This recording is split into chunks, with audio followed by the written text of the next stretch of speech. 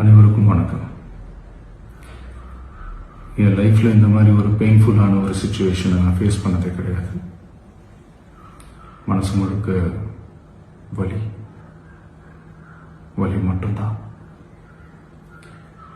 இந்த சுற்றுப்பயணத்தில் என்னென்ன மக்கள் பார்க்க வராங்க, அதுக்கு ஒரே ஒரு காரணம் தான், அவங்க என் மேலே வச்சிருக்கிற அன்பும் பாசம். அந்த அன்புக்கும் பாசத்துக்கும் நான் எப்பவும் கடமைப்பட்டிருக்கிறேன். அதனால தான் இந்த சுற்றுப்பயணத்தில் மற்ற எல்லா விஷயங்களையும் தாண்டி மக்களுடைய சேஃப்டி, அதில் எந்த காம்ப்ரமைஸும் பண்ணிடக்கூடாதுன்றதுக்காக தான் அது என் மனசில் ரொம்ப ஆழமாக இருக்கும் அந்த எண்ணம்.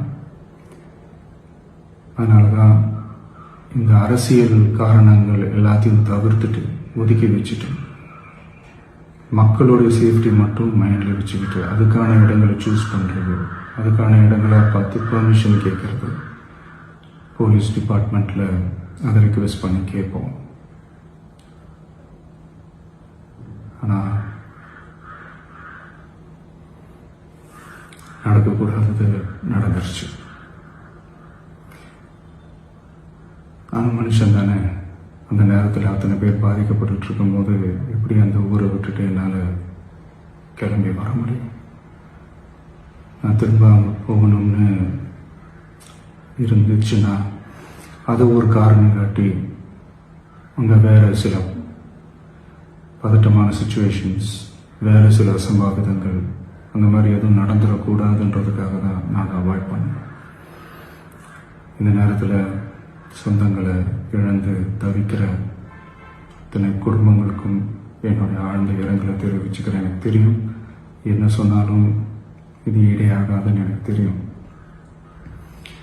ஹாஸ்பிட்டலில் ட்ரீட் பண்ணிகிட்ருக்கிற எல்லாருமே சீக்கிரமாக க்யூர் ஆகி வரணுன்றதை இந்த நேரத்தில் நான் வேண்டிக்கிறேன். கூடிய சீக்கிரமே உங்கள் எல்லாரையும் நான் சந்திக்கிறேன். இந்த நேரத்தில் எங்களுடைய வலிகளை, எங்களுடைய நிலைமையை புரிஞ்சுக்கிட்டு எங்களுக்காக பேசின அரசியல் கட்சிகளை சார்ந்த நண்பர்கள், தலைவர்கள் அனைவருக்கும் என்னுடைய நன்றியை தெரிவிச்சுக்கிறேன். கிட்டத்தட்ட ஒரு 5 மாவட்டத்துக்கு பிரச்சாரத்துக்கு போனோம். இந்த மாதிரி எதுவுமே நடக்கல. ஆனால் கரூரில் மட்டும் ஏன் எப்படி நடக்குது, எப்படி நடக்குது? மக்களுக்கு எல்லா உண்மையும் தெரியும். மக்கள் எல்லாத்தையும் பார்த்துக்கிட்டு இருக்கிறாங்க.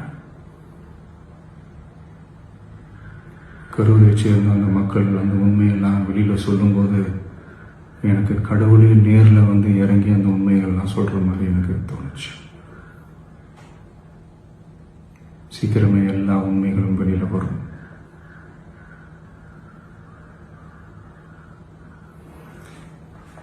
எங்களுக்கு தரப்பட்ட இடத்துல நாங்கள் போய் அந்த ஸ்பாட்டில் நின்று நாங்கள் பேசிட்டோம். அதை தாண்டி எந்த தவறும் எங்கள் சைடில் நாங்கள் எதுவுமே செய்யலை. பட் இருந்தாலும் எங்கள் கட்சியை சேர்ந்த நிர்வாகிகள், தோழர்கள் மேலே எஃப்ஐஆர், அது மட்டும் இல்லை சோஷியல் மீடியாவை சேர்ந்த நண்பர்கள், தோழர்கள், அவங்க மேலே எஃப்ஐஆர்லாம் போட்டு இப்போ பிடிச்சிக்கிட்டு இருக்கிறாங்க.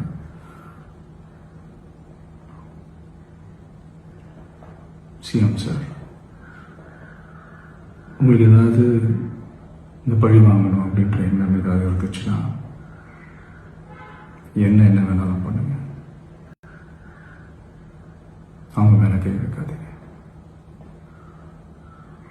நான் ஒன்று வீட்டில் இருப்பேன், இல்லை நான் ஆஃபீஸில் இருப்பேன். என்ன வேணாலும் செய்யுங்க. நண்பர்களே, தோழர்களே, நம்மளோட அரசியல் பயணம் இன்னும் ஸ்ட்ராங்கராக, இன்னும் தைரியத்தோட கண்டினியூ ஆகும்.